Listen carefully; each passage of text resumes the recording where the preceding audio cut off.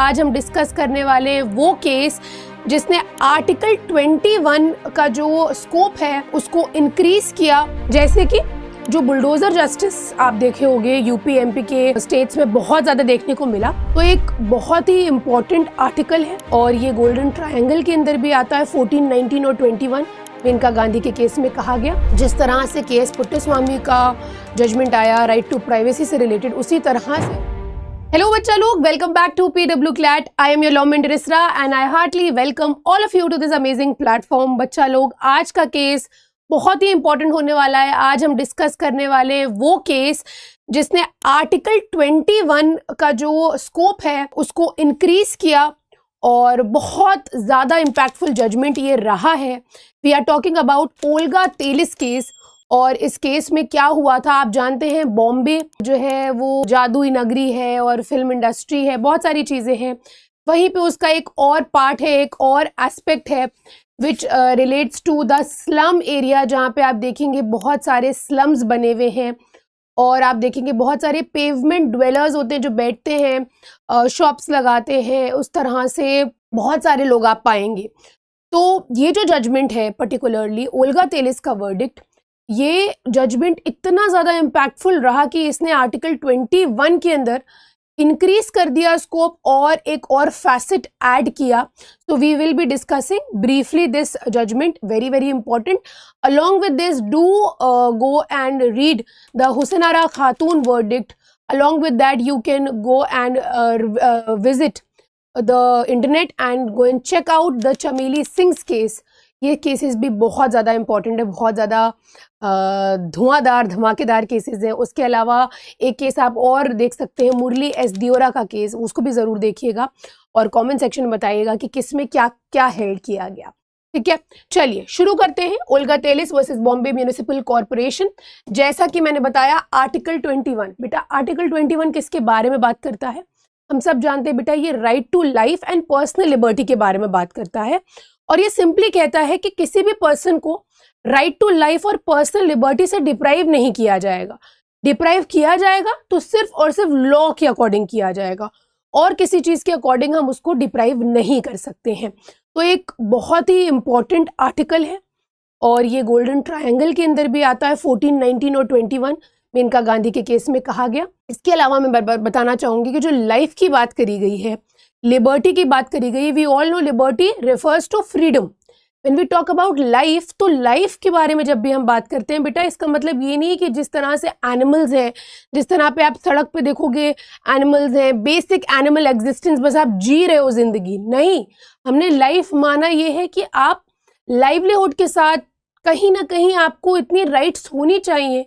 हमारे कॉन्स्टिट्यूशन, या अगर हम इंडिपेंडेंट हो गए, there is a democratic nation, there is a sovereign socialist secular democratic republic, तो citizen should have such rights कि उनकी जिंदगी सिर्फ एक एनिमल एग्जिस्टेंस ना हो, बल्कि उनको लाइफ के सारे मीन्स मिले, एक अच्छी जिंदगी गुजारे वो।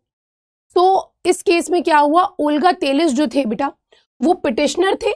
1985 का ये केस है बेटा, ये आज की बात नहीं है, 1985 की बात है। और इस केस ने एक्सपैंड कर दिया राइट टू लाइफ की डेफिनेशन और इसके अंदर इंक्लूड किया द राइट टू लाइवलीहुड, क्योंकि हम सिर्फ बेसिक एनिमल एग्जिस्टेंस की बात यहाँ पे नहीं कर रहे हैं कि हम जानवरों की तरह जिंदगी गुजारें, नहीं, ये नहीं पॉसिबल है। आगे आइए। तो इसमें हुआ क्या था, बहुत ही ब्रीफली मैं बेटा आपको बताऊंगी। हुआ ये था बेटा कि बॉम्बे के ब्यूटिफिकेशन के लिए Maharashtra, state of Maharashtra and Bombay Municipal corporation ने डिसाइड किया कि जितने भी पेवमेंट ड्वेलर्स हैं उनको हम रिमूव कर देंगे, उनको हम हटा देंगे। अब यहाँ पे जब पिटिशन फाइल करी गई तो पिटिशनर का ये कहना था कि ये जो आप हटाने का जो आपका तरीका है, the way you are removing them from their places, ये उनके लिए बहुत ज़्यादा हार्श है और भाई वो पेवमेंट ड्वेलर्स हैं, उनको हटा के आप उनको ग्रेटर हार्म कॉज कर रहे हो। साथ ही इसमें ये कहा गया कि आर्टिकल 21 और आर्टिकल 19 का वायलेशन हो रहा है, क्योंकि आर्टिकल 19 1G में उनके पास राइट है और साथ ही 21 का तो क्लियर कट वायलेशन है। और इसके लिए बेटा एक स्पेशल लीव पिटिशन फाइल करी गई थी पिटिशनर के द्वारा। ये जर्नलिस्ट है जिन्होंने इसकी वैलिडिटी को चैलेंज किया। बेसिकली बेटा एक एविक्शन नोटिस था, सभी पेवमेंट ड्वेलर्स के लिए एक इविक्शन नोटिस था कि भैया आप इविक्ट कर दो वरना हम आके तोड़फोड़ मचा देंगे। ठीक, अब इसके बाद क्या हुआ बेटा, 1981 में बॉम्बे म्युनिसिपल कॉर्पोरेशन और स्टेट ऑफ महाराष्ट्र ने ये स्लम और पेवमेंट ड्वेलर्स को हटाने का इरादा किया। और इस केस में बेटा ये कंसिडर किया गया था कि जो इविक्शन हो रहा है पेवमेंट ड्वेलर्स का, क्या उनकी राइट टू लाइवलीहुड वायलेट हुई जो आर्टिकल 21 में हमने दी है। इस केस ने ये भी कंसिडर किया कि जो बॉम्बे म्युनिसिपल कॉर्पोरेशन एक्ट है 1988 का, जिसने अलाउ किया था रिमूवल के लिए, इंक्रोचमेंट्स के लिए, और इसके लिए बेटा एक बात और बता दें, कोई प्रायर नोटिस भी नहीं दिया गया था। कहा ये आर्बिट्री है और ये क्या है, अनरीजनेबल, इसकी जरूरत नहीं है।